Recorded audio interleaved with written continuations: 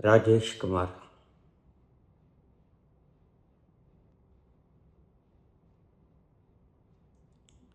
बाबा जी चरण स्पर्श।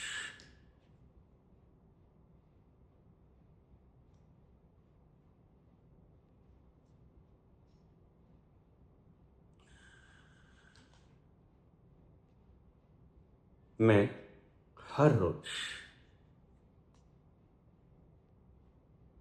एक आलीशान बगीचे के भीतर अपनी प्रेमिका को निहारता हूँ।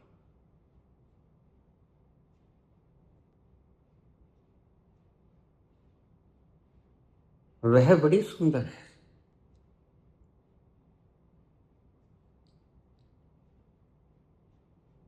हृदय को सुकून मिलता है।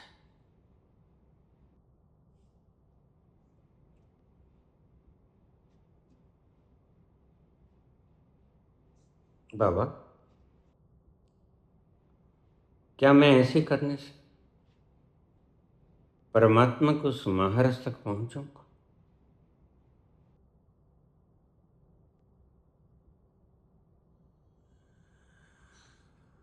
पुत्र राजेश,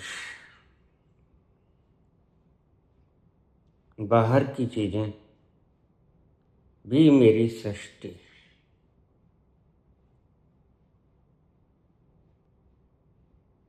घृणा उनसे भी नहीं करनी। यहां जो कुछ भी तुम देख रहे हो या जो कुछ तुम्हें दिखाई नहीं पड़ रहा, वह सब मेरी ही कृति, मेरे से पार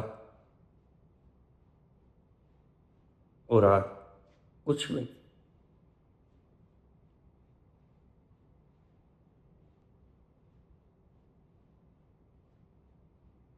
तुमने कहा, क्या मैं अपनी प्रेमिका को देखते देखते ही प्रबुद्ध हो जाऊंगा? हाँ, लेकिन यह पहला स्टेप है पुत्र। जैसे कोई कहे कि मैं कायदा पढ़ते पढ़ते पीएचडी हो जाऊंगा, तो मैं कहूंगा हाँ, हो जाओगे। यह पहला स्टेप है ए अनार से शुरुआत करने की। और देखना, थोड़ा ध्यान रखना, इन नफरत फैलाने वाली संस्थाओं को मैं रोज क्यों मटिया मेट करता हूं? क्योंकि शुरुआत यहीं से होनी।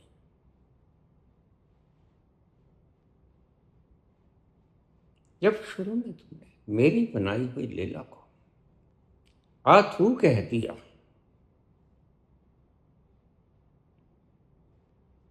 तो तुम मुझ महाराज तक कैसे पहुंचोगे?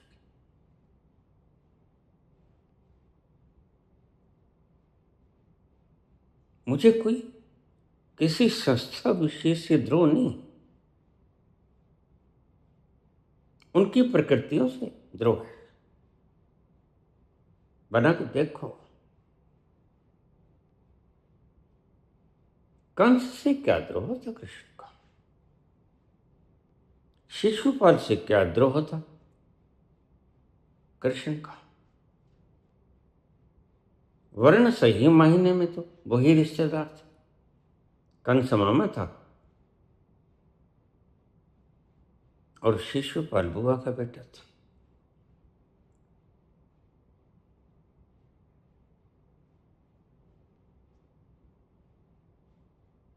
लेकिन फिर भी उन्हें मार क्यों दिया?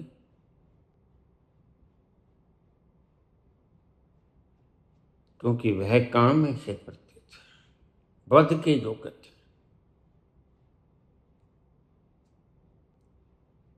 महाभारत के अंदर भी भगवान कृष्ण पार्थ से यही कहते हैं कि इन्हें मार दे, क्योंकि ये वध के योग्य हैं।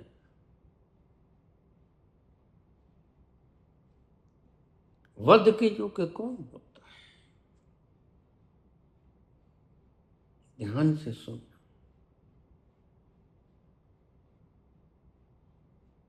जो इस संसार को न जीने दे न खुद जिए, गलती मत खा जाना। जो दूसरे को जीने नहीं देता, गलती मत खा जाना कि वह ऐश कर रहा है, तुम गलती में। हिटलर कभी ऐश नहीं किया करते। हिटलर मूड तरह के लोग होते हैं।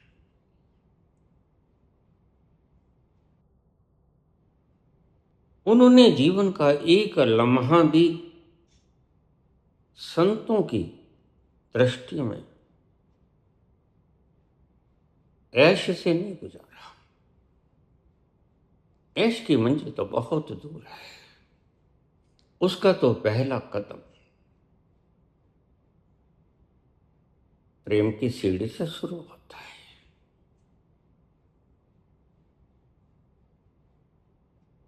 तभी मैं रोज कहता हूं,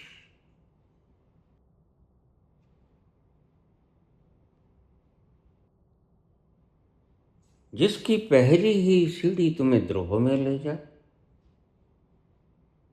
नफरत में ले जाए, उसको त्याग देना तत्क्षण, क्योंकि अभी तो तुम नए, फिर तुम संस्कृत हो जाओगे। संस्कारित होने के बाद छोड़ना मुश्किल हो जाएगा। जैसे कोई व्यक्ति एडिक्टेड हो गया हो, तुम चिट्टा काला इंजेक्शन लगाते हो, एडिक्टेड हो जाते हो।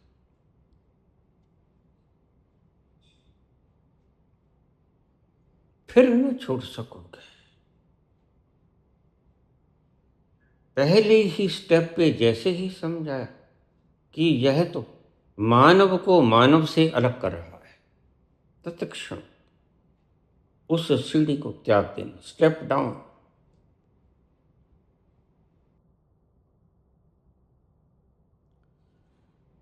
भगवान जैसे करुणावतार को, राम जैसे करुणावतार को, कृष्ण जैसे करुणावतार को, परशुराम जैसे करुणावतार को, क्यों वंश के वंश समाप्त करने पड़े?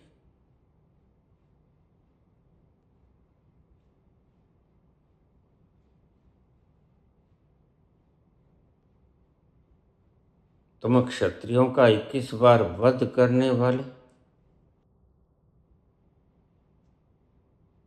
परशुराम के ऊपर थूकना मत। परशुराम ने वही काम किया जो कृष्ण ने कंस के लिए किया, जो कृष्ण ने शिशुपाल के लिए किया, जो पार्थ ने कौरवों के लिए किया।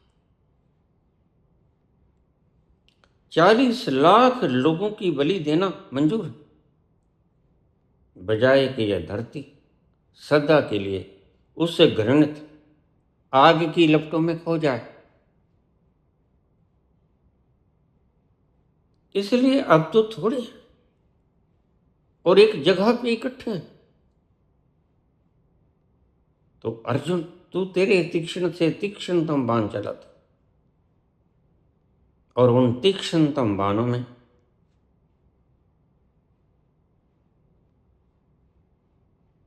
मेरा संयोग भी होगा। यहां थोड़ा समझ लेने जैसा है।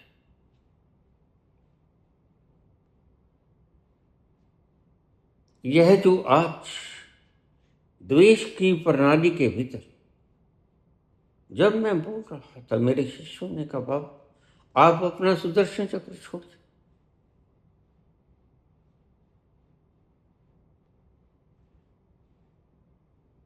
मैंने कहा हाँ, मैं सोच ही रहा था। तो चक्र छोड़ा।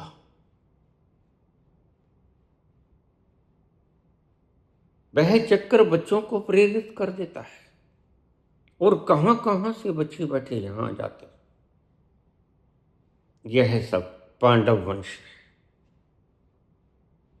और वो जो नफरत फैलाते हैं। अभी कल ही मैं पढ़ रहा था, एक स्कूल का टीचर बच्चियां शिकायत लेके गईं कि पानी के अंदर पेशाब मिलाया गया है।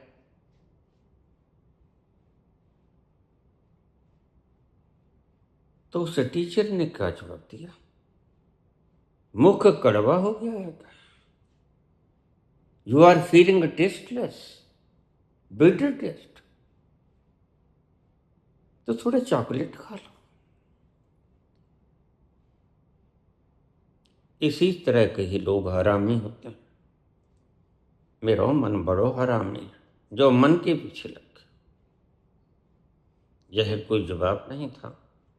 क्या यह व्यक्ति अपने बच्चों से ये जवाब दे पाएगा? दूसरे के बच्चों को कोई बात कहने से पहले अपने बच्चों की प्रतिभा उसमें देख लिया करो, मूर्ति देख लिया करो। यह तुम्हारे बच्चे तुम्हारे सामने खड़े।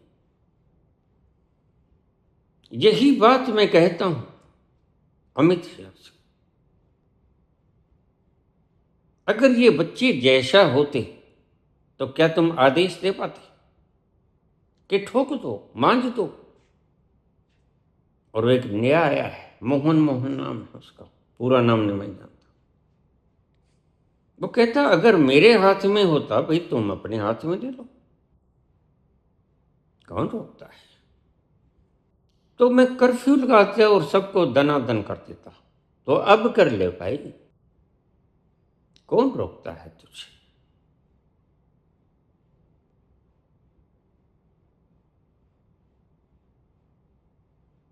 तो तू कर और तमाशा देख। करता क्यों नहीं? तुम कायरों की इतनी औकात कहां से आ गई? अगर कायरों की इतनी औकात होती तो देश ही आजाद करा देते।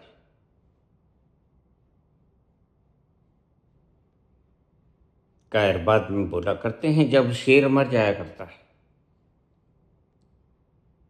तो शेर के मर जाने के बाद गीदड़ कलोले करते हैं, बोलियां बोलते हैं, गिरते डालते हैं जब शेर मर जाया करता है।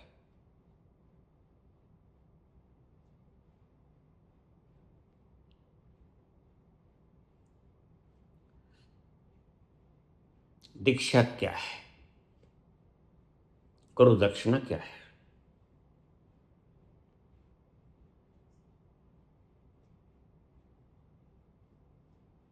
जो व्यक्ति यहां दीक्षा लेने आता है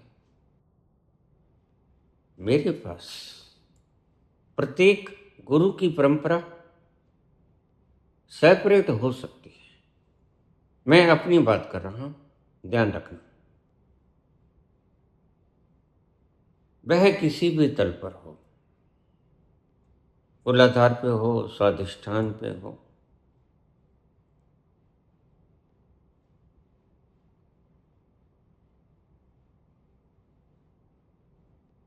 अनाहत पे हो, विशुद्धि से पहले पहले हो, मणिपुर पे हो, तो मैं जो अंगूठा लगाता हूं वो आपके सारे चक्रों में से शक्ति को खींच के विशुद्धि पर मैं केंद्रित कर देता हूं।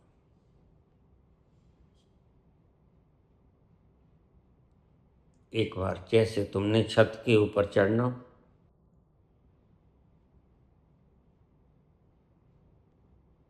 और मैं उठा के तुम्हें अपने सर पे रख लूं, तो तुम्हें छत के ऊपर चढ़ना आसान हो जाएगा। वहां से छत शुरू हो जाती।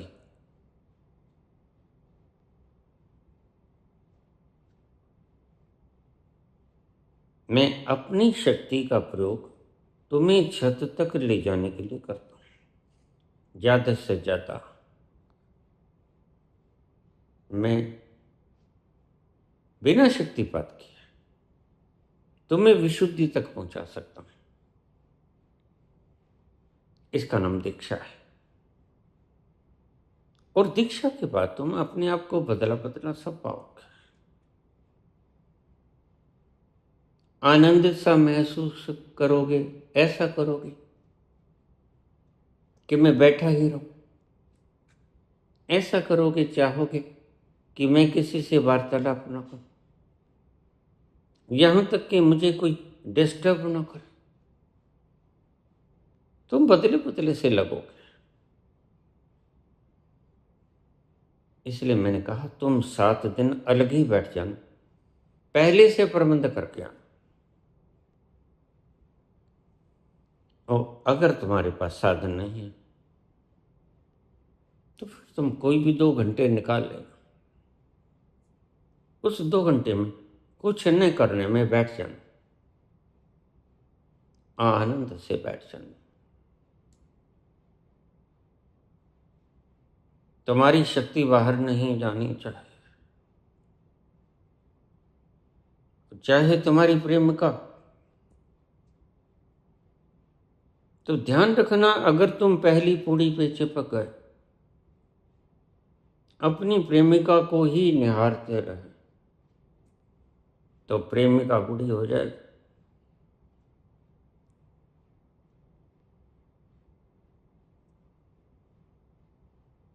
और एक दिन आएगा कि प्रेमिका में से आकर्षण खो जाएगा। फिर क्या करोगे? आकर्षण था उसके भारी लावण्य। तुम अगर पदार्थ की तरफ आकर्षित होते हो तो उसके, क्योंकि वह सुख का कारण है, इसलिए आकर्षित होते हो। अगर तुम्हें उसका सुख का कारण न मिले तो तुम उसकी तरफ आकर्षित नहीं हो पाओगे।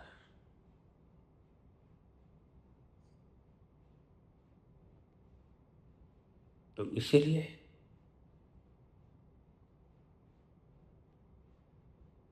जुल्फों को देखकर, आंखों की मदहोशी को देखकर अपनी जिंदगी खराब मत करते। उठे जब जब जुल्फें तेरी, उठे जब जब जुल्फें तेरी, कवारियों के दिल धड़के, कवारियों के दिल धड़के, जिंद मेरी।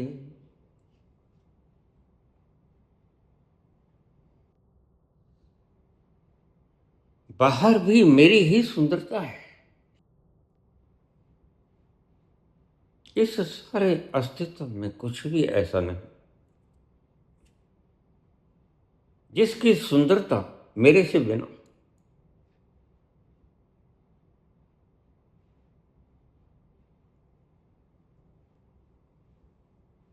तो तुम प्रेमिका को देखते देखते आविष्ट तो हो सकते हो, जैसे चुंबक के पास लोहे को लाया जाए,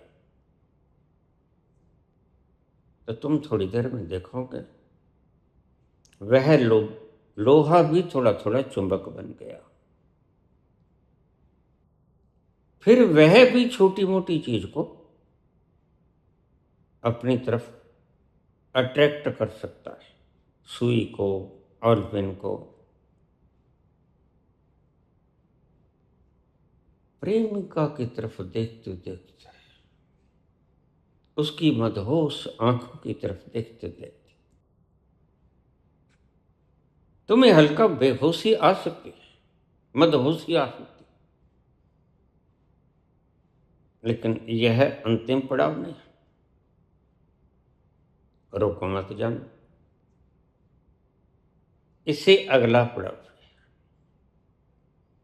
राहतें और भी हैं वसल की राहत के सिवा। जिंदगी में और भी गम है मोहब्बत के सिवा,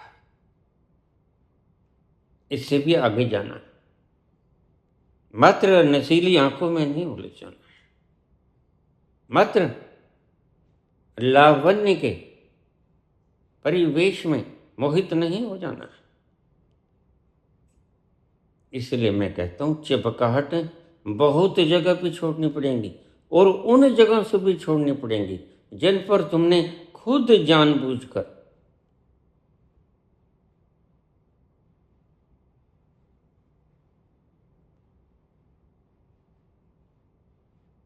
चिपकाहटें जोड़ी। पुत्र नहीं था तो चिपकाहटें कहाँ थी? पत्नी नहीं थी तो चिपकाहटें कहाँ थी?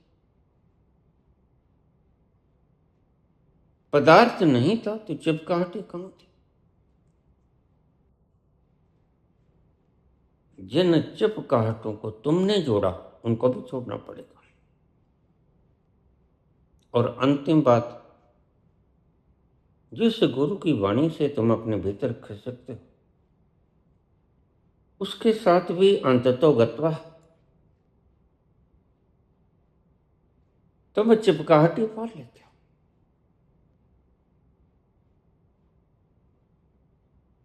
फिर महावीर को एक युक्ति ढूंढनी पड़ी। जाओ गौतम, आज सभी के लिए भिक्षा तुम लेके आओ। और बाद में प्राण छोड़ दिए। जाते हुए एक पर्ची दे गया, वह आएगा, रोएगा, पीटेगा, बहुत कुछ तूफान खड़ा करेगा, आसमान को सिर पे उठाएगा, उसे रोते रहने देना। दिस इज कोसर कैथोरसिस। और जब वह चुप हो जाए, जब झड़ जाएगा सारा धूल, माटी, गुबार, वह पूछेगा, रोते रोते सूजी हुई आंखों से पूछेगा, क्या मेरे लिए कुछ कह गए हैं? तो चुपके से उसके हाथ में यह पर्ची थपा देना। ऐसा ही किया। रोया, बिलखा, छाती पीटी, लोटपोट हुआ, धरती का रेत उठा के अपने सिर पे सारा मुंह सिर मेला कर लिया, कपड़े गंदे कर लिए और खूब रोया, खूब चिल्लाया।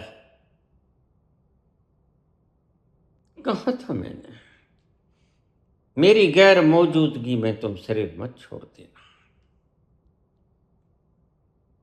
गुरुजी, आपने फिर भी ऐसा किया। सारा घर तो गुबार झड़ गया, सब सिलवटें खत्म हो गई, प्रेस हो गया सारा। पूछता है,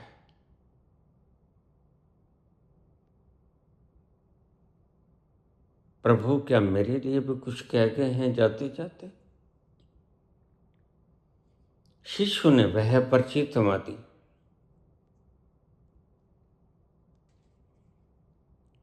तो महावीर की पुत्री प्रियदर्शनी ने वह पर्ची गौतम को दे दी। भगवान ये देखें। उस पर्ची को जल्दी से खोला, बड़ी हड़बड़ाहट थी। देखो क्या लिखा है मेरे लिए, आखिरी संदेश क्या है।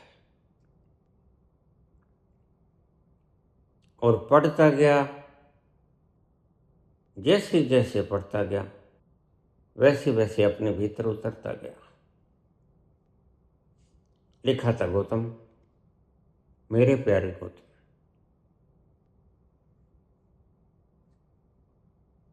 तुम्हारी नैया बिल्कुल किनारे से लग चुकी है और अफसोस कि तुम उस किनारे को ही पकड़ के बैठ गए।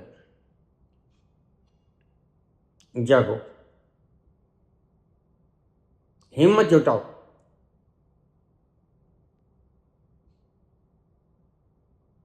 इस नाव में ही किनारे को पकड़े पकड़े मत ठहरे रहो, किनारे को पकड़ के दरा पे आ जाओ।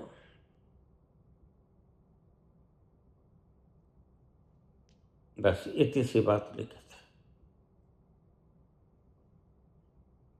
थी। गौतम ने जैसे ही सारी पर्ची पढ़ी तत्क्षण प्रबुद्ध हो गया। बस कई व्यक्तियों के इतना सा अवरोध रह जाता है, गुरु ही उसके लिए आखिरी अवरोध होगा। गुरु की पकड़ ही उसको रोक रही थी।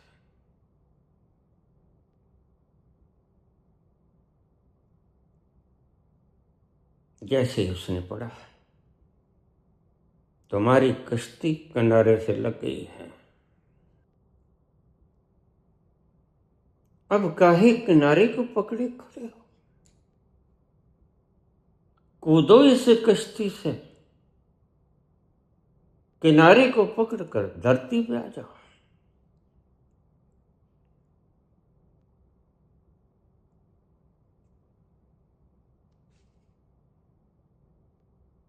गौतम तत्क्षण प्रबुद्ध हो गए।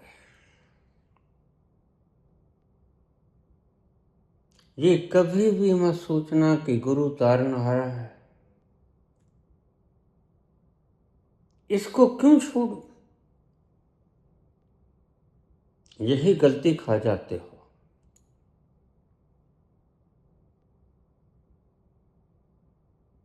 एक छोटा सा प्रश्न बीच में ले लिया। बुद्ध को महात्मा कहा गया, महात्मा बुद्ध, और महावीर को भगवान कहा गया। क्या प्रभु आप इस फासले को दूर कर पाओगे?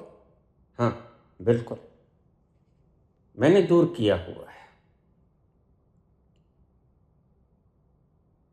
आत्म दर्शन तक जो पहुंच जाए वो महात्मा, जिसने अपने आत्मा को जान लिया, जिसकी आत्मा शरीर से अलग हो गई, जो शरीर से जुदा होकर महत हो गया, विराट हो गया, वह महात्मा। और जो उससे आगे चलकर भगवान हो गया, भाग्यवान हो गया, जो मात्र महत ही ना रहा, वर्ण विराटतम हो गया, जो कृष्ण जैसा हो गया, वह भगवान, वह भाग्यवान। इसलिए अक्सर तुम ऋषियों ने बड़े सोच समझ के हमें उपाधियां दी थी, आज की तरह नहीं। हम तो कायरों को वीर कहते थे, तब जमाना सच्चा था, उन्हें फिक्र थी अपनी नस्लों और फसलों की। लेकिन आज जो लोग इतिहास लिख रहे हैं, उनके नस्ल है न फसल है, वह तो सिर्फ मार काट जानते हैं, यही कुछ करते रहेंगे।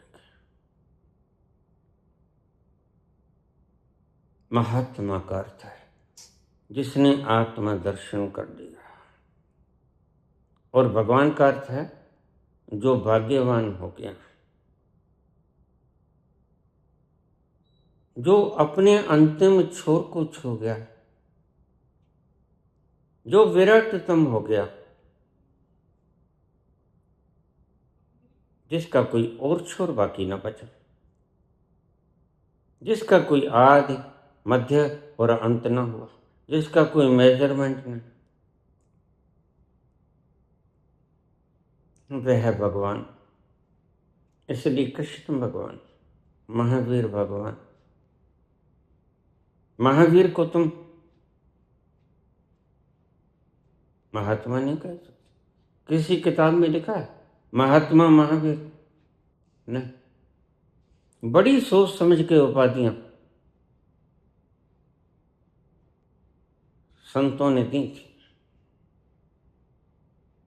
बुद्ध अभी बुद्ध ही हैं, बुद्ध प्रबुद्ध हो गए, अपनी आत्मा को जान लिया, और इतना काफी तुम्हारे दुखों का खात्मा करने के लिए, तुमको चिंताओं से मुक्त करने के लिए, तुमको इन आग की लपटों से दूर करने के लिए इतना काफी। लेकिन अगर तुम उस महारस का, महारास का आनंद लेना चाहते हो, तो तुम्हें उस भाग्यवान के छोर तक जाना होगा, फिर तुम उस महारस का आनंद पी सकोगे।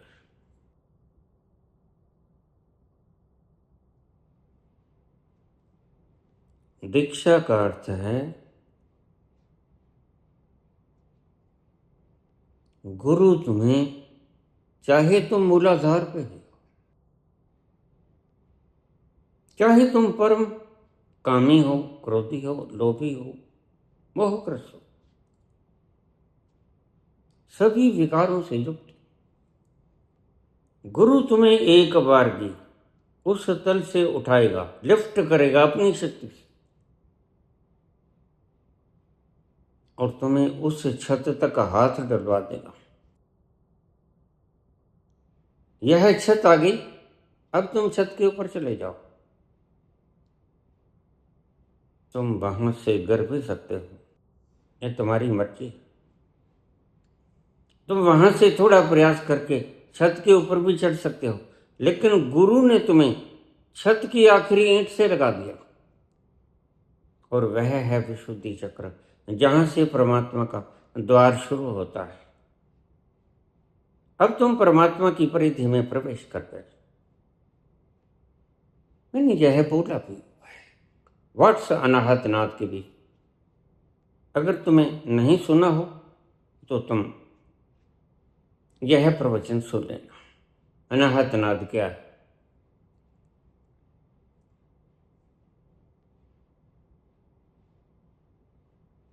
तुम्हारे लिए अभी कुछ करना बाकी, लेकिन वह करेगा परमात्मा।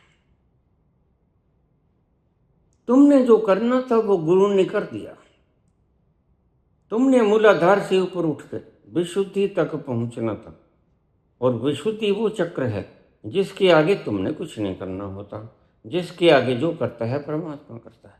इसलिए दो तरह के मत आए,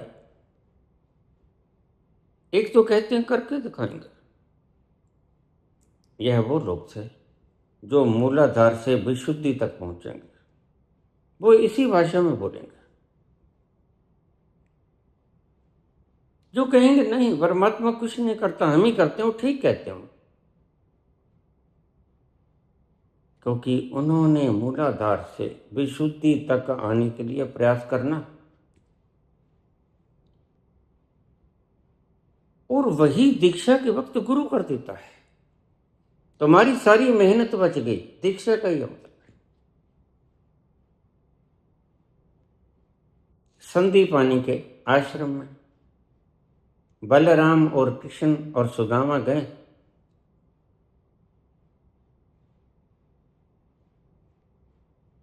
जब तुम विशुद्धि में प्रवेश कर गए, विशुद्धि के आगे जो करेगा परमात्मा करेगा।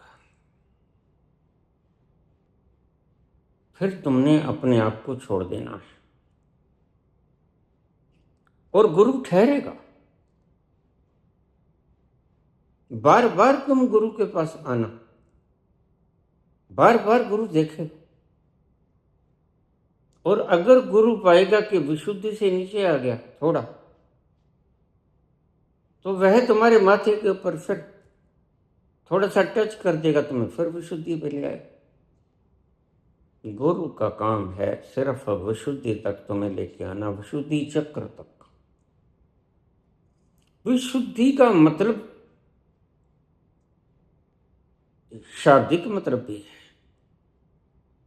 जब तुम शुद्ध रूप से भी हुए, विख्यात हुए, परिपूर्ण रूप से शुद्ध हुए, विशुद्धि। एक कुशुद्धि होती है, एक विशुद्धि होती है। कु को गलत अर्थों में लिया जाता है, कुख्यात, विख्यात। अब कुख्यात, ख्याति तो है उसकी, लेकिन बुरे की तरह ख्याति। वह जाना तो जाता है, लेकिन अंगुली माल की तरह जाना जाता है। वह डाकू की तरह जाना जाता है, रत्नाकर की तरह जाना जाता है। और फिर तुम कु से भी हुए, कुख्यात से विख्यात, फिर रत्नाकर से वाल्मीकि हुए, फिर अंगुली माल से तुम ब्राह्मण हुए, फिर तुम श्रेष्ठतम हुए।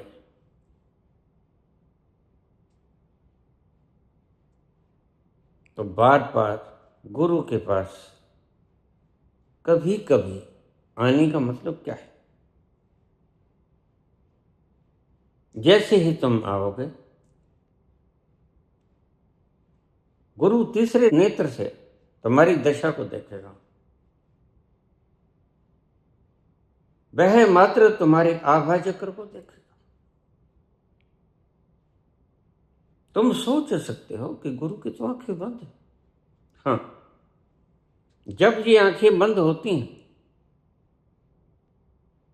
तो वह जो चर्म चक्षु नहीं है, जो ज्ञाना चक्षु है, जो दिव्य चक्षु है, वह खुलता है। उससे देखता है गुरु कि तुम किस तल पर हो। और जब वह देखता है कि यह विशुद्धि से थोड़ा नीचे आ गया, कोई कारण रहा होगा, तो गुरु थोड़ा सा टच दे देता है तुम्हें, तुम फिर विशुद्धि पे आ जाते हो। लेकिन गुरु के पास बार बार जाने का अर्थ यही कि कहीं तुम विशुद्धि से नीचे ना खिसक जाओ। यह बड़ा मुश्किल है।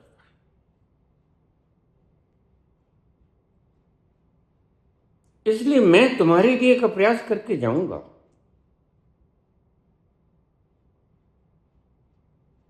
कि तुम जब भी यहां आओ, अगर विशुद्धि से नीचे चले गए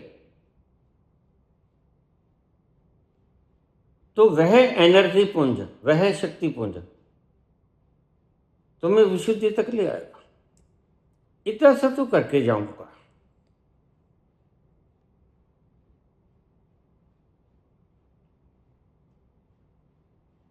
और फिर उससे आगे तो तुमने कुछ करना नहीं होता।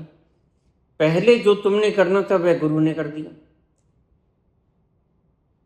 उसके आगे परमात्मा करेगा। फिर तुमने क्या किया? तुमने कुछ भी नहीं किया, तुम्हें कुछ करना भी नहीं होता। इसलिए कृष्ण ने कहा, छोड़ दे सब कुछ। सर्वधर्मान् परित्यज्य मामेकं शरणं व्रज। मैं ही तुम्हारे पापों को ध्वस्त कर दूंगा, अग्नि में जला दूंगा। अहम ताम सर्व पापे भो मोक्षयिष्यामि मा शुचः। मैं तुम्हारे सभी पापों को तुमसे मुक्त कर दूंगा, तुम दुखी मत हो। तो मात्र सभी वेदों को छोड़कर धर्म भेद है, ये हिंदू, मुस्लिम, सिख, ईसाई, पादरी, यहूदी, ये सब भेद पैदा करते हैं। और गुरु तुम्हें अभेद की उस परम मुकाम पर ले जाने के लिए है, जहां वेद की ज्वाला धधकती नहीं, जहां कोई ताप संताप नहीं, जहां शीतलता और आनंद की बारिश हो रही है। गुरु तुम्हें वहां ले जाता है। इसको दीक्षा कहते हैं।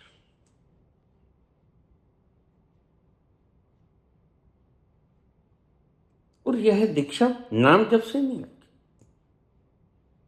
नाम जप कोई भी ऐसा सिद्धांत नहीं है, कोई ऐसी सीढ़ी नहीं है जो कि तुम्हें विशुद्धि चक्र तक ले आए। नाम जप तक कोई रास्ता विशुद्धि चक्र तक जाता ही।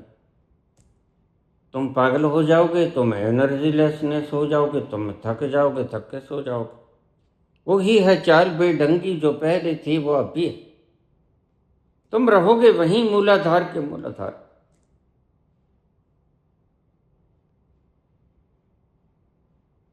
बस गुरु ने तुम्हारे दिमाग में एक भूसा भर दिया। तुम्हें काम आए, तुम्हें क्रोध आए, लोभ आए, मोह आए, तुम कहो तेरा प्रणाम मीठा लागे, बस।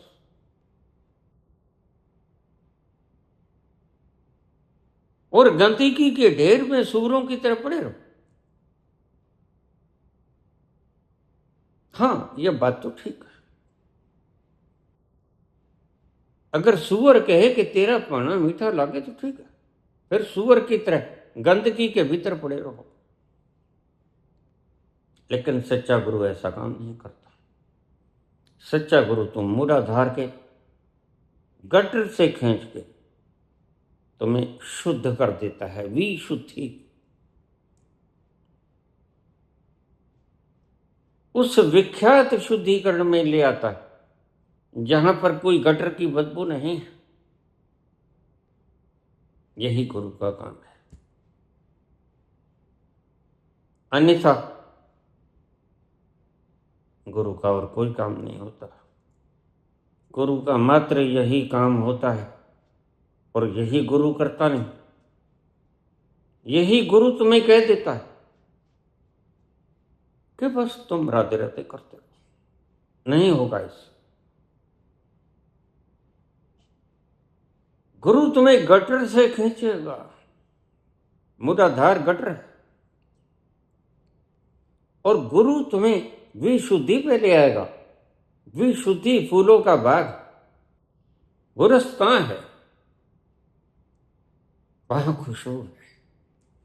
इसलिए मैं कहता हूं तुम अपने आप को बदले बदले पाओगे। क्यों? क्योंकि तुम गटर में से ताजा ताजा स्नान करके बाहर आए।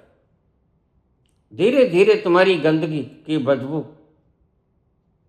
बाहर बिखरेगी, और गुरु के द्वारा दिया हुआ गुलदस्ता अपनी खुशबू को बिखेरेगा।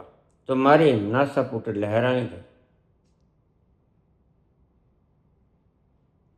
इसलिए 7 दिन तक हो सके तो एकांत में बैठना, नहीं हो सके तो 1 घंटा सुबह शाम 7 दिन तक अकेले में बैठना। तुम अपने आप को बदला बदला पाओगे। क्रिया योग करो, जरूर करो, खूब करो। ऑक्सीजनेशन है, जिसके बिना कोरोना में लोग मर गए थे। इसका कोई दुष्प्रभाव नहीं होता। सांस लेने का क्या दुष्प्रभाव हो सकता है? सांस न लेने का दुष्प्रभाव हो सकता है। यह थी दीक्षा। गुरु ने अपना काम पूरा कर दिया। वक्त वक्त पर गुरु के पास जाते रहे। अगर गुरु देह छोड़ गया है तो वह अवश्य ही कोई ऐसा ढंग बना के जाएगा जो तुम गिरे हुओं को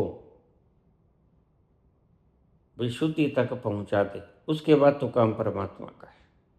उसके बाद काम न तुम्हारा है न गुरु का है। दोनों का काम खत्म। उसके बाद काम परमात्मा का है। उसके बाद काम उस महाचुंबक का है। वह तुम्हें अपनी तरफ खींच लेगा।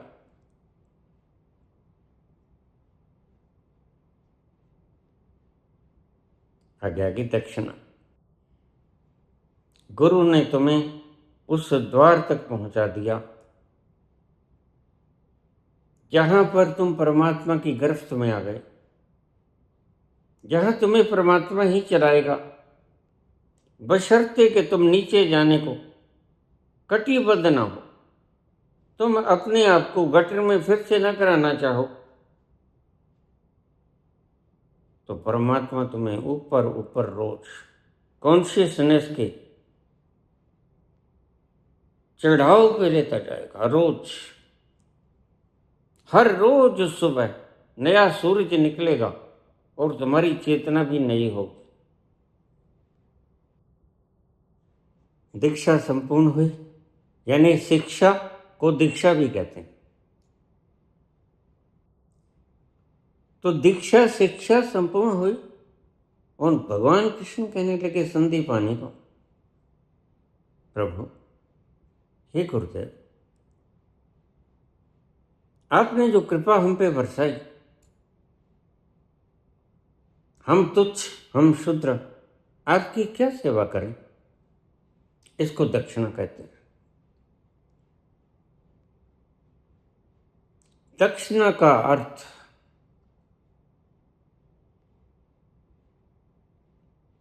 कोई धन भेंट, कोई सामग्री भेंट मात्र यही नहीं होता। सामग्री तो अगर तुम में, धन अगर तुम में समर्था नहीं है तो आवश्यकता भी नहीं।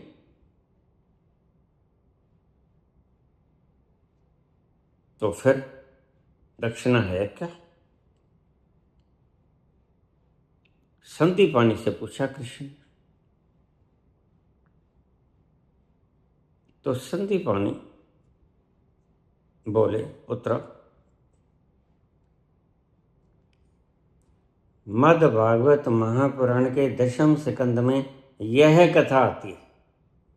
जो कल मैंने गोपी गीत की बात की, वह भी 10वें स्कंद में आती है।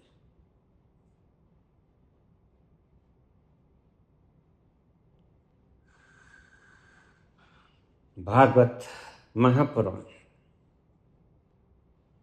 10वें स्कंद में यह कथा भी आती है। संदीपानी कहने लगे, पुत्र, हमारा एक बच्चा था तेरे जैसा। वह एक दिन स्नान करने के लिए समुद्र के पास गया था और उसको कोई वहां से राक्षस ले गया। उस दिन के बाद वह लौटा नहीं।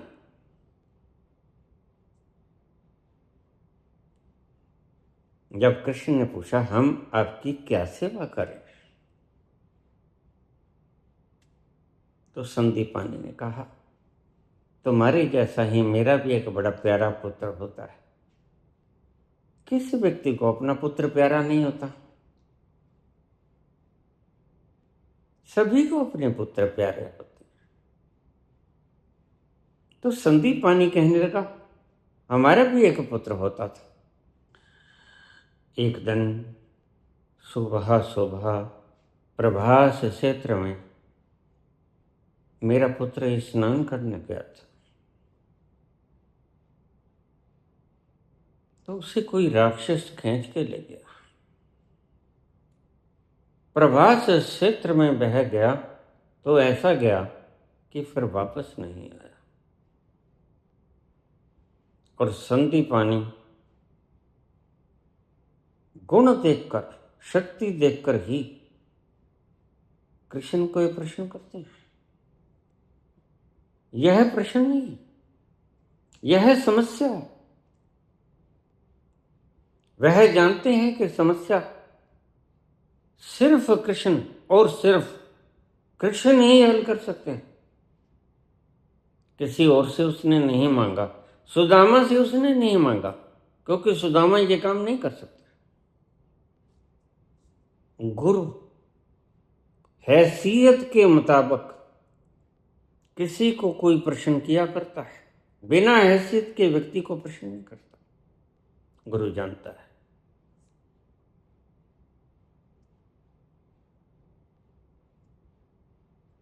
तो सांदीपानी ने कहा, सुबह सुबह वो प्रभास क्षेत्र में स्नान करने के लिए क्या निकला कि उसके बाद वह घर नहीं लौटा। पुत्र, अगर तुम कर सकते हो, देखिए यहां शब्द अगर लगाया उसने। इतना कष्ट भी नहीं देना चाहते अपने शिष्य को संदीपानी, कि आदेश भी कर सकते हैं। वह शिष्य कि जाओ मेरे पुत्र को ढूंढ के लेके आओ, कहने का अंदाज है बड़ा करुणावान अंदाज। मेरे पुत्र को वहां समुद्र की लहरें खींच के ले गई, मुझे नहीं पता कहां के। तुम अगर कुछ जांच पड़ताल कर सकते हो तो तुम ही कर सकते हो। कृष्ण और बलराम दोनों समुद्र के पास गए। उन्होंने समुद्र से पूछा, मेरे गुरु संदीपानी का पुत्र एक रोज प्रभास क्षेत्र में यहां स्नान करने के लिए आया था, कहां गया?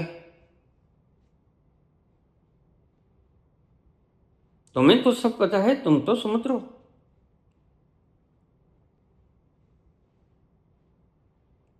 तो समुद्र ने कहा, हाँ प्रभु, मैं जानता हूं। यहां एक पांचजन नाम का राक्षस रहता है, दैत्य, जैसे ही तुम्हारा गुरुपुत्र यहाँ स्नान करने के लिए आया, उसने समुद्र का बहाव, लहरें बड़ी तेज कर दी और तुम्हारे गुरुपुत्र को बहा के ले गया। वह पांचजन्य शंख में रहता है।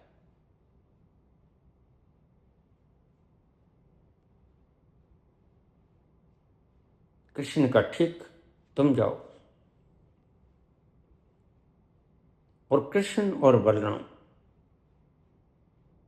दोनों समुद्र में उतर गए। जाके उन्होंने तलाश की, पांचजन्य शंख उन्होंने देख लिया।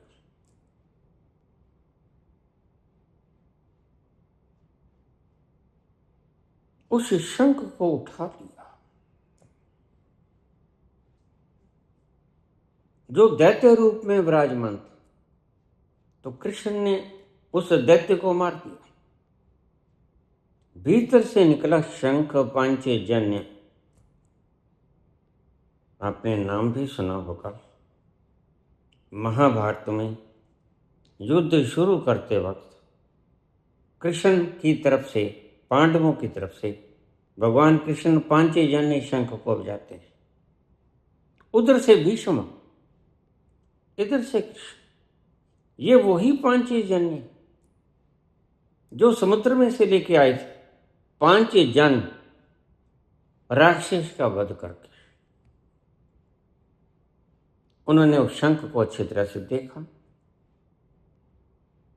लेकिन उसमें पुत्र नहीं निकला उसका।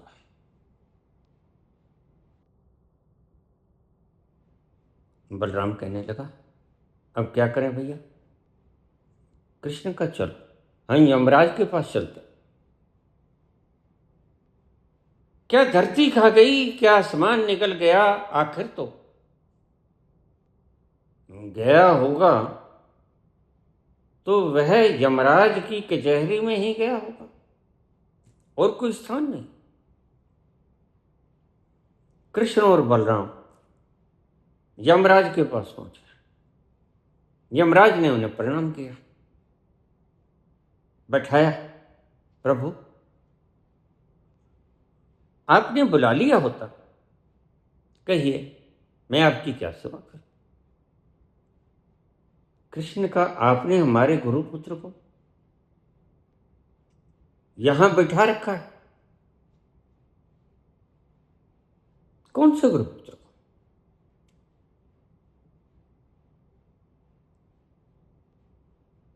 कृष्ण ने कहा, हमारे गुरु सांदीपानी ऋषि, उनका पुत्र प्रभास क्षेत्र में नहाने गया था और पांचजन नाम के राक्षस ने उसे वहां से उठा दिया था। वह आपके पास ही यहां है, उसे लाके दो। यमराज समझ गया। यमराज उस बच्चे को लेके आया, कहते ये लो, यही है? कृष्ण ने कहा, हाँ यही है।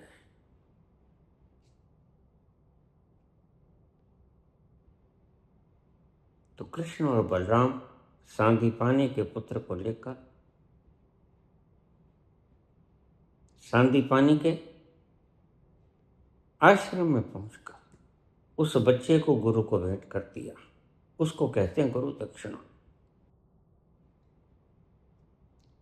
गुरु दक्षिणा का अर्थ ये है कि गुरु को वास्तव में जो पदार्थ की चीज चाहिए वो देते। गुरु को न ज्ञान चाहिए, न परमात्मा चाहिए, न आनंद चाहिए, न रस चाहिए, न रास, महारास चाहिए। गुरु को कुछ नहीं चाहिए। गुरु को जो चाहिए वो प्रदान करो। दक्षिणा का यह मतलब है। गुरु को चाहिए बूट और तुम दे दो टोपी। समझा रहा हूं सिर्फ।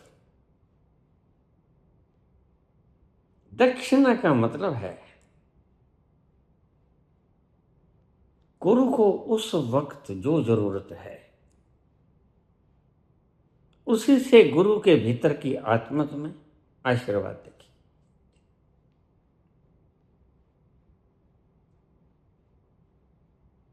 उस वक्त गुरु को और गुरु मां को अपने पुत्र से ज्यादा प्यारा कोई भी नहीं था। जिसकी जरूरत थी उसी की जरूरत थी।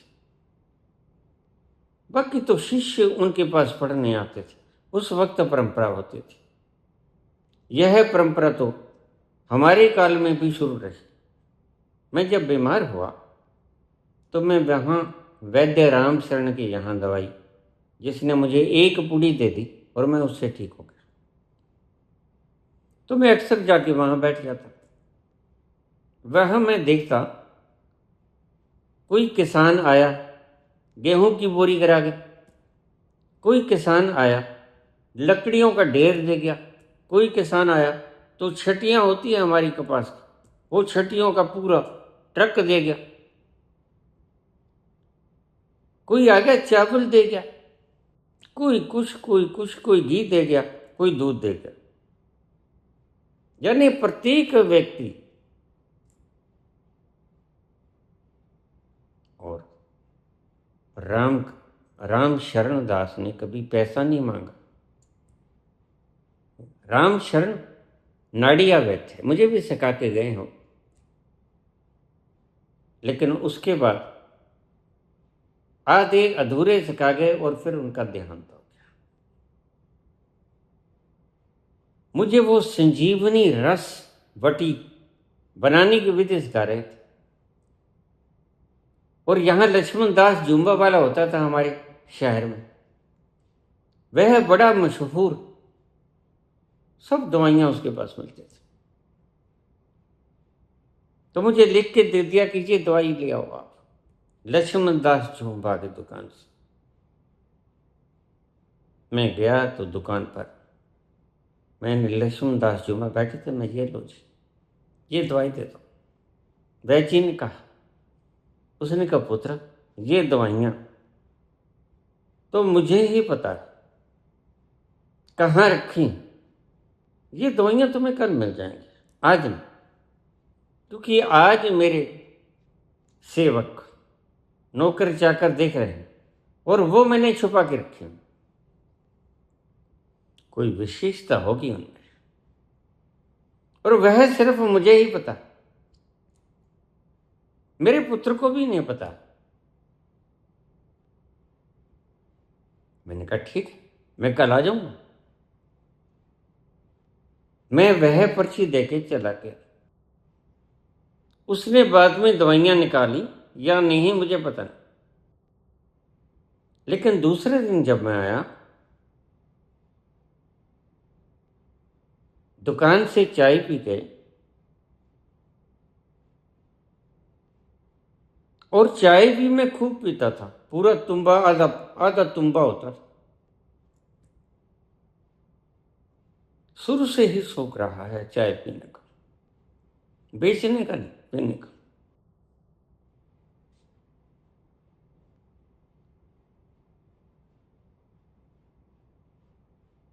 तो जब मैं घर में गया माता जी से पूछा, माता जी वैद्य जी कहाँ?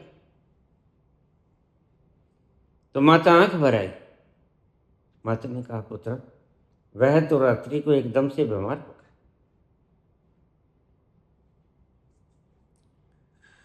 वैद्य राम शरण दास का पुत्र, बड़ा पुत्र, डील डूल बहुत अच्छे, खूब लंबा चौड़ा, तुम्हारे मार्शल तो फीके पड़ जाएं उसके आगे। कांग्रेसी थे। कहते हैं एक दिन जवाहरलाल नेहरू वैद्य राम शरण दास के पास आए और उन्होंने कहा, वैद्य जी आप अपना पुत्र मुझे अंगरक्षक की तरह दे दीजिए, बॉडीगार्ड की तरह। यह मेरे से पहले की घटना है, मैंने प्रत्यक्षता नहीं देखा, क्योंकि 1964 में तो उनकी मृत्यु हुई। लेकिन मैंने सुना है। और उसके बाद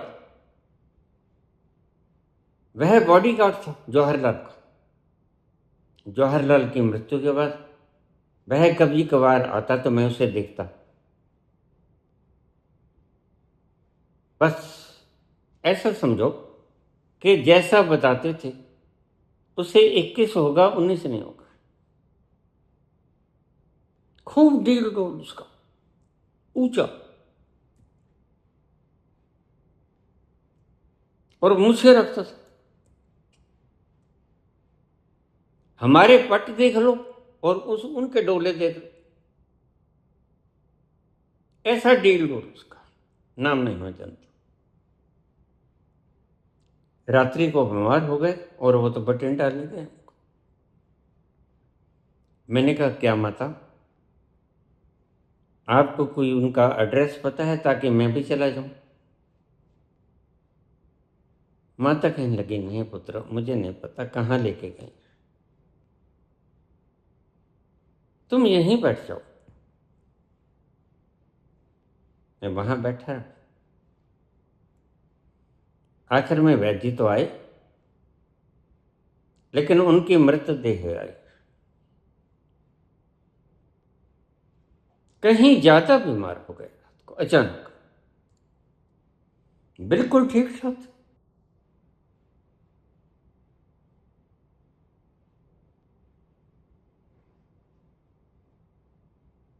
तो वह संजीवनी का फार्मूला वो लक्ष्मण दास जुम्बा की दुकान पर ही किसी पर्ची के ऊपर लिखा पड़ा रहा, वैद्य के हाथ का।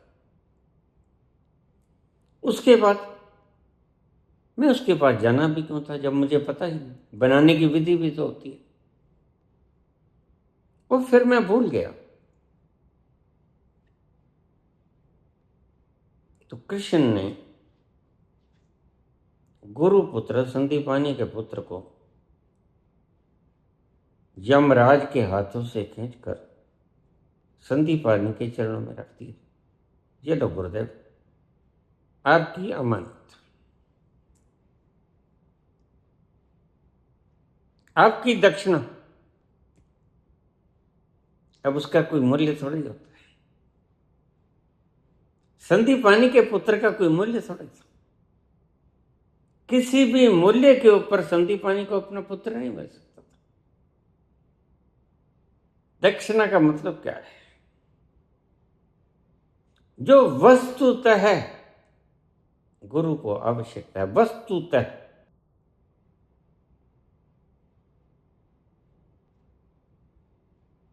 तो वैद्य की कहानी मैंने क्यों सुनाई? क्योंकि पहले जमाने में ऐसा चलता था, गुरुओं का भी ऐसा चलता था। कोई फीस नहीं होती थी आज तक। जैसे पहले पर्ची कटा लो 500 1000 रुपये की, फिर हम देखेंगे। व्यापार नहीं होता था। वैद्य अपनी प्रतिभा से सही बिना लालच के देखता था, दवाई देता था, उसका कोई पैसा नहीं लेता था। और उसके वर्ष भर की जरूरतें फालतू सामान पड़ा रहता, खाने पीने का फालतू सामान पड़ा रहता। तो किसानों के पास जो कुछ भी होता, कहीं कपास पड़ी है, कहीं गेहूं पड़ा है, कहीं चावल पड़ा है,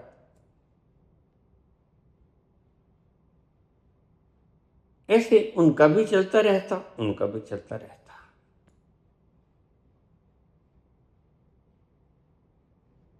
ऐसे ही गुरुकुलों में चलता। राजपुत्र पढ़ते तो राजा लोग गुरुओं के पास उनकी जरूरत की सामग्री पहुंचाते रहते। घोड़ा बग्गियों पर और सारा सामान पहुंचाते रहते। ऐसे चलता। तब करेंसी नहीं थी तो थोड़ी बहुत। इसी करेंसी ना होने का प्रमाण मैंने उस क्षेत्र में देखा, उस ग्रह पे जहां करेंसी नहीं होती। करेंसी खाने की चीज थोड़ी। तुम करेंसी खा सकते हो? करेंसी से खरीदा हुआ सोना चांदी तुम खा सकते हो? नहीं खा सकते, क्योंकि वह तुम्हारे शरीर के खाने के लिए नहीं बना। वह विजातीय द्रव्य है, उसको पहनकर तुम्हारे भीतर अहंकार आ जाएगा। रहीम कहते हैं कनक कनक ते सो गुना, मादकता अधिकाय, वो खाए बहुराय है, वो पाए बहुराय। कनक को खाने से प्रमाद बढ़ता है,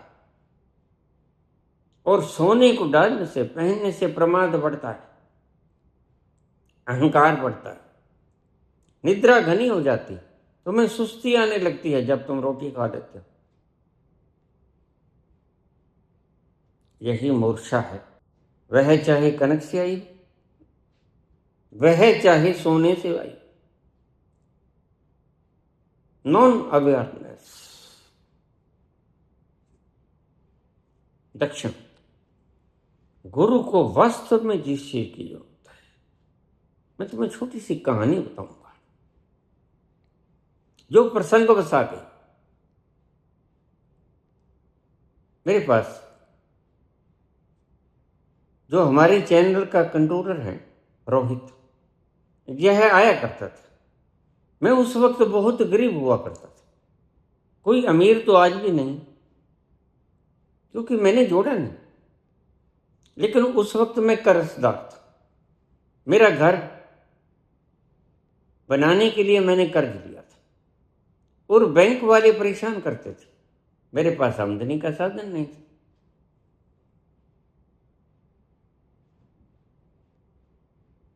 तो मेरे बैंक का सारा कर्जा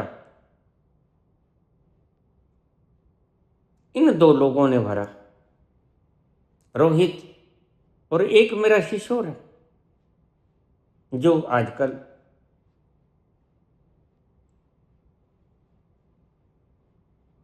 हरियाणा के भीतर सरकारी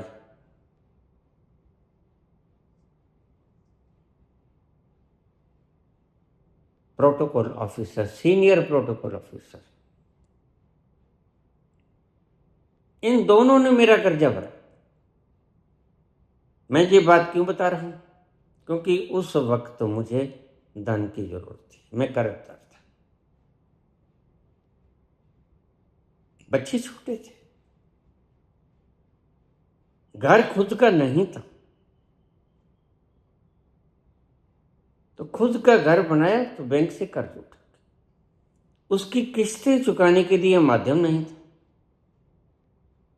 तो उसकी किस्तें चुकाई रोहित ने, और उसका शॉर्ट नेम जिमी है, वैसे जसप्रीत नाम है उनका। वह सेक्रेटरिएट में है आजकल, हरियाणा में सरकारी नौकरी करते हैं, सीनियर प्रोटोकॉल ऑफिसर। इन दोनों ने मिलकर मेरा कर्ज चुकाया। यह हो गई दक्षिणा, इसे कहते हैं गुरु दक्षिणा। उस वक्त मुझे खाने की जरूरत नहीं थी कुछ, उस वक्त मुझे कनक देने का कोई फायदा नहीं था, आटा देने का कोई फायदा नहीं था। उस वक्त मुझे जो जरूरत था वो था मेरे सिर के ऊपर जो कर्ज था, वो इन लोगों ने चुकाया। ये होती है गुरु दक्षिणा। तुम्हें बहुत सिंपल वे से मैंने समझाया। आटा तो हमारे पास था, ज्यादा हम खाते भी नहीं थे,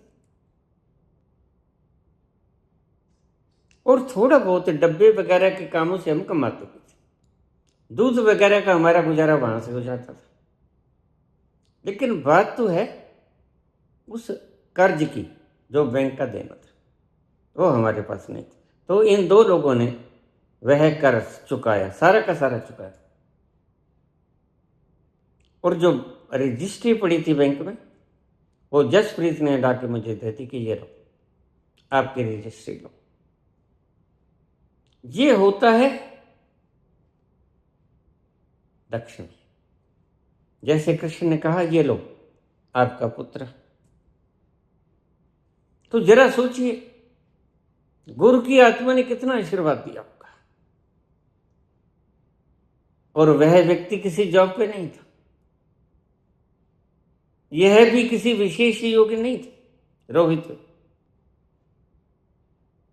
और वह आज सेक्रेटरीट में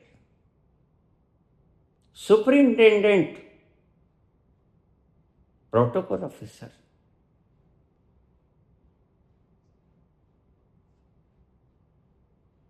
तो आत्मा भीतर से आशीर्वाद देती है।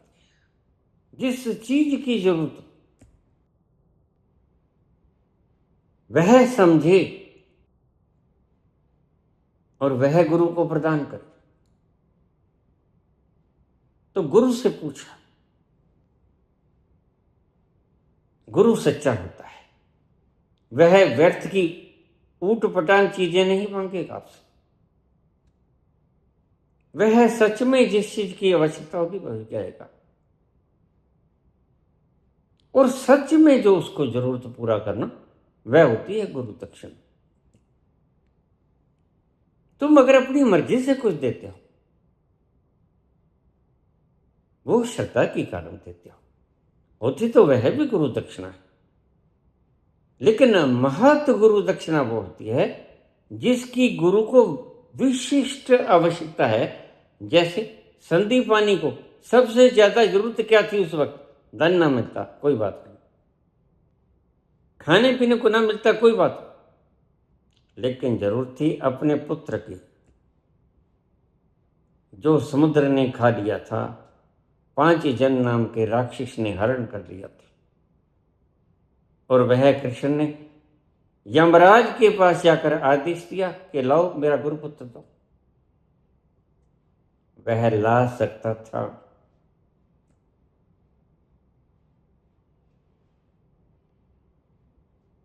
तो तूने पूछा पुत्र, गुरु दीक्षा और गुरु दक्षिणा का क्या फर्क है? दीक्षा में तुम्हें गुरु विशुद्धि चक्र तक लेके आएगा, उसके बाद अच्छे काम कर, दूसरों के आत्मा को सुख पहुंचाना, उनकी सहायता करना, निर्बलों का बल बनना। किसी को दुखी देखो, मुझे लोग पूछ लेते हैं, बाबा जब तुम्हारा क्षेत्र नहीं है राजनीति तो आप क्यों बोलते हैं? मैंने कहा मानव वह नहीं, गुरु वह नहीं जो रटा रटाया या सुना सुनाया, जो कहा कहा जो आपको सुना दे, नहीं। गुरु वह है जो आपके सामने दीनहीन दुखी किसी भी कारण से हो, वह उसका दुख दूर करे, वह गुरु होता है।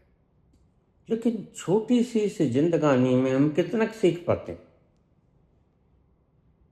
खुद तो सारा कुछ पढ़ नहीं सकते, जान नहीं सकते, इसलिए सीखा सिखाया, सुना सुनाया, पढ़ा पढ़ाया वही हमारी सब नॉलेज बन जाती। कहीं से पढ़ लिया होगा। गुरुओं का काम होता है सिर्फ धार्मिक उपदेश करना, नहीं, गलती है।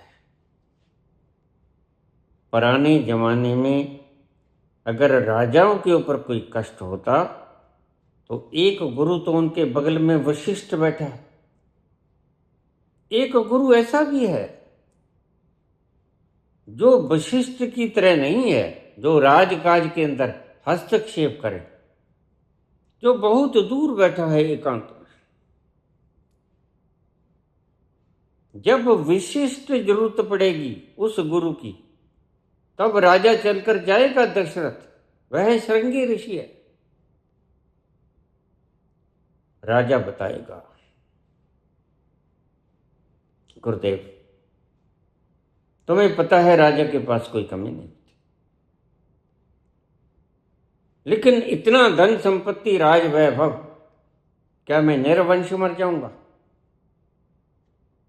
यह एक शिवांकु का तारा यहां नष्ट हो जाएगा। वह दूसरा गुरु असली गुरु होता है, जो दुखी किसी भी प्रकार से दुखी आ जाए, अगर तुम राजनीतिक हिसाब से दुखी हो तो भी मेरे पास आओगे, अगर तुम शारीरिक हिसाब से दुखी हो मेरे पास आ जाते हैं। बाबा इसके कैंसराइटिस हो गया है, इसको लकवा मार गया है, इसको ये बीमारी है, इसको ये बीमारी है, ऐसे लोग भी आ जाते हैं। धन के अभाव के रोग भी आ जाते हैं। कोई पढ़ नहीं पा रहा, कोई पास नहीं हो पा रहा, विद्या के क्षेत्र में भी लोग जाने के समस्याओं को निदान करना, सभी प्रकार के, इसको मास्टर ऑफ मास्टर्स कहते हैं। मास्टर तो है सिर्फ तुम्हें आचार्यों की तरह गीता बता दे, पता नहीं है उसे कुछ, उस तल का नहीं पता। कोई सदगुरु है, वो तुम्हें अपना जो सीखा वो बता देगा, तंत्र मंत्र जो सीखा है, उसके अतिरिक्त कुछ नहीं बता सकेगा। लेकिन मास्टर ऑफ मास्टर्स क्या है, उसको कहीं से कुछ पूछ लो, उसको एस्ट्रोलॉजी पूछ लो, या उसको एस्ट्रल ट्रेवलिंग पूछ लो, उसको कृष्ण की गीता पूछ लो, या अपने ही अंतस में कैसे जाना होता है और क्या क्या पढ़ा हुआ है यह पूछ लो। और अगर बहुत रस रूप में तुम्हें व्याख्यात करूं तो इसे गौर से सुन लेना। आज तुम्हें एक मर्म बताऊं तो मास्टर ऑफ साइंस या मास्टर ऑफ आर्ट्स वो किसी एक विशेष सब्जेक्ट में मास्टर होता है, लेकिन यह जो मास्टर ऑफ मास्टर्स है, ये तुमने डिग्री पहली बार सुनी होगी, डिग्री नहीं होती।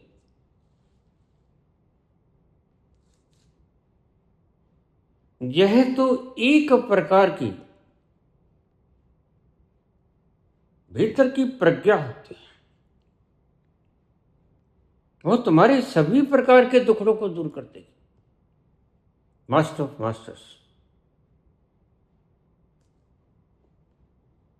और गुरु मास्टर ऑफ मास्टर्स होता है। गुरु कौन? सच्चा गुरु। सच्चा गुरु कौन? जो उस लिमिटलेस को टच कर देता है, जो विराट हो जाता है, वह गुरुओं का गुरु है। और कोई भी रोता है, वह उसका अपना बच्चा होता है।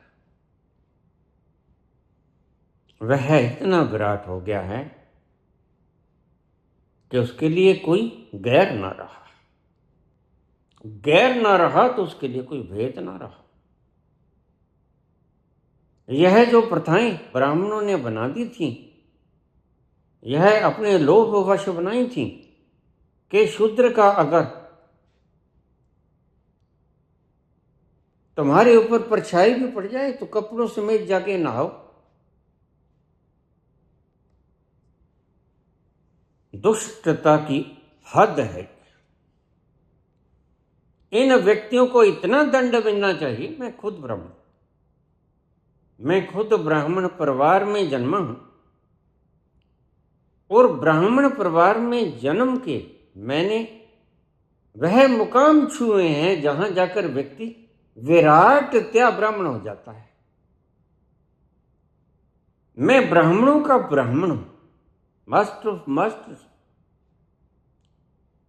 दूसरों को, सामने वाले को दुखी देखकर मेरा हृदय भी दुखी होता है। वह फिर दुखी चाहे इन दुष्ट गद्दीधारियों के कारण भी क्यों ना हो, तो मैं इनके लिए भी बोलूंगा। जो अभी देखेगा सिर्फ, वह तो अभी खोपड़ी में है, वह विराट नहीं है। वह कहेगा हमारा ये मतलब नहीं, राजनीति हम नहीं करेंगे। वह वशिष्ठ की तरह होते हैं जो राजकाज में हस्तक्षेप करते हैं। और जो मास्टर ऑफ मास्टर्स होता है वह श्रृंगी ऋषि जैसा होता है।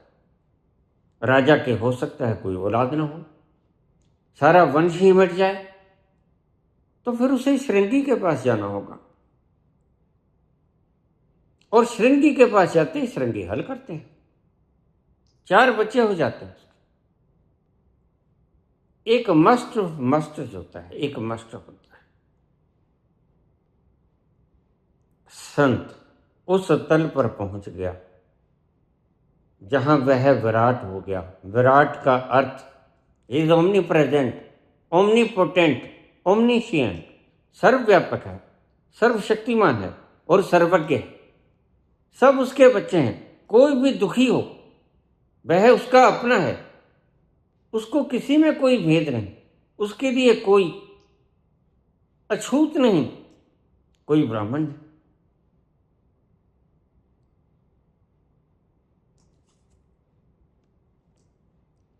और सभी कलाओं से मैं संपूर्ण हूं।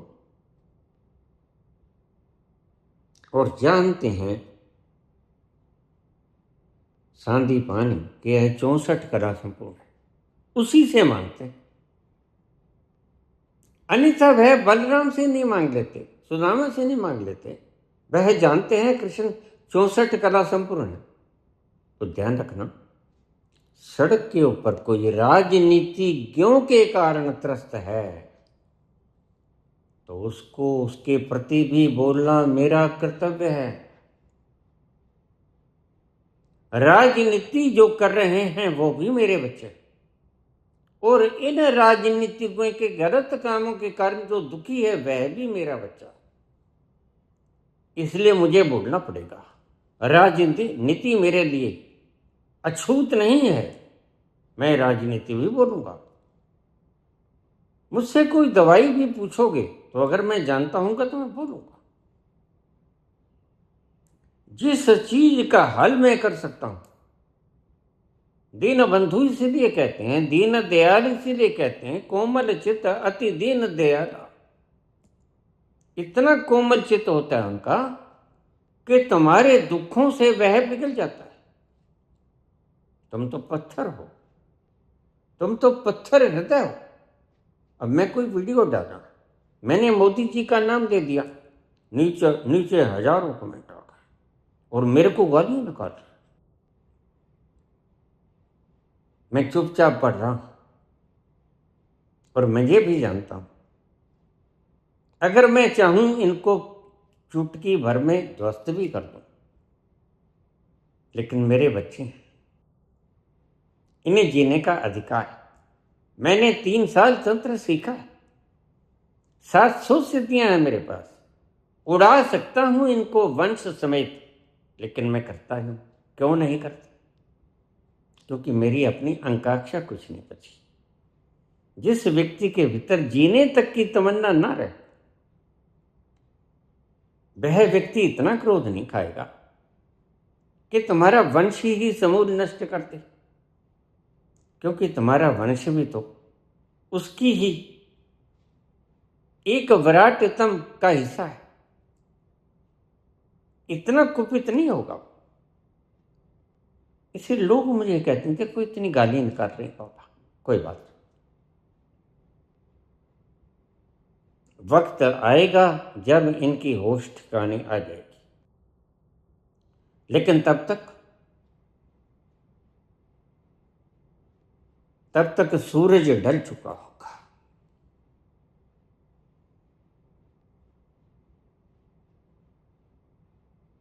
या रात का गहरा अंधेरा खो चुका होगा जब तुम दीप जलाओगे। दोनों में से कोई भी कारण। तो अगर कोई दीन है, किसी कारण से दीन है, उसका संकट दूर करना यह कर्तव्य है मास्टर ऑफ मास्टर का।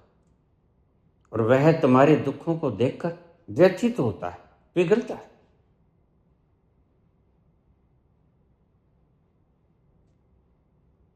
उसको तुम्हारा दुख पीड़ा देता है।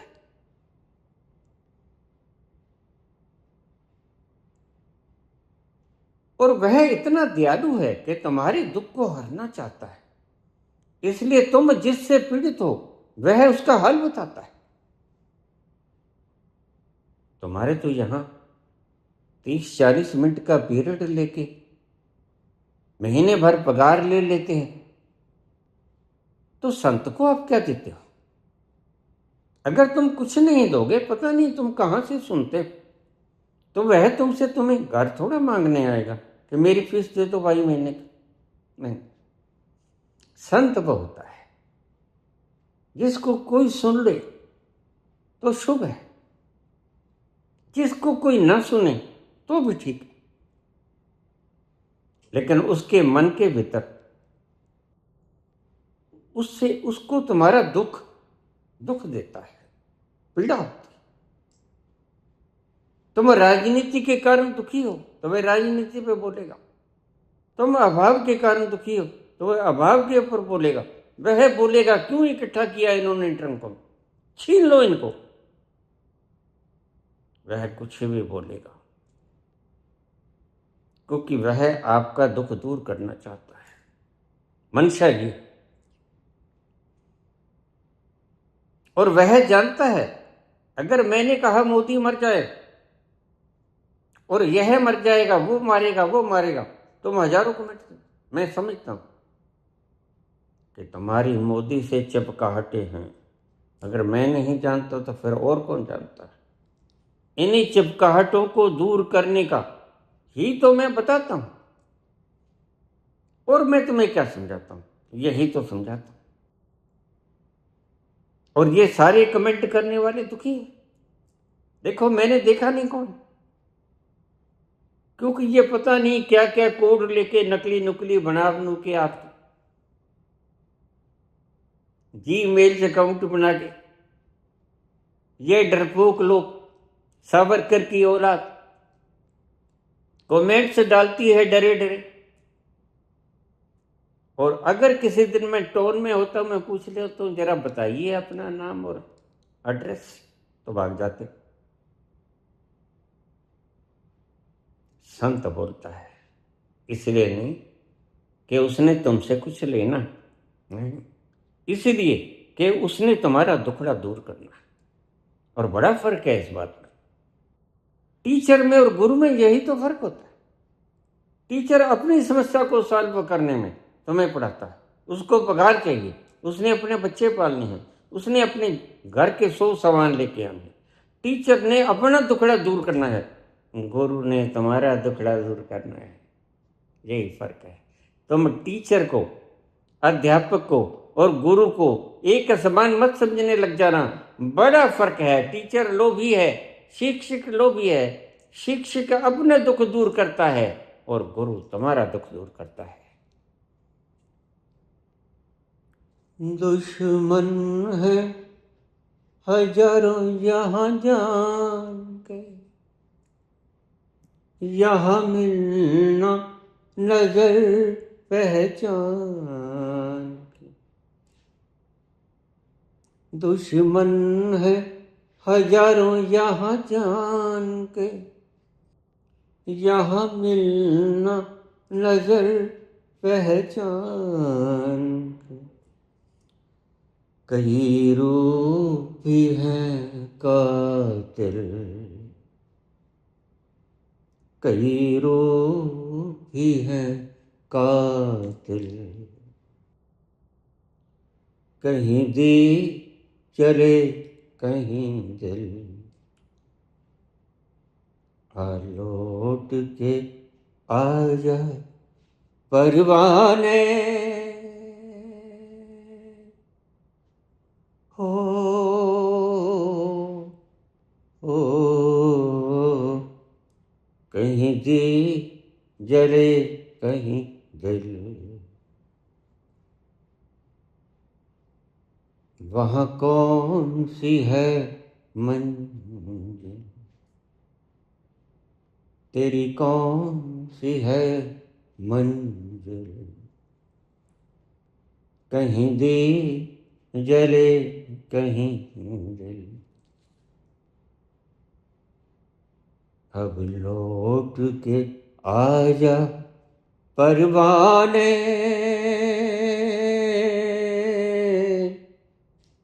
ओ कहीं दी जले कहीं दिल।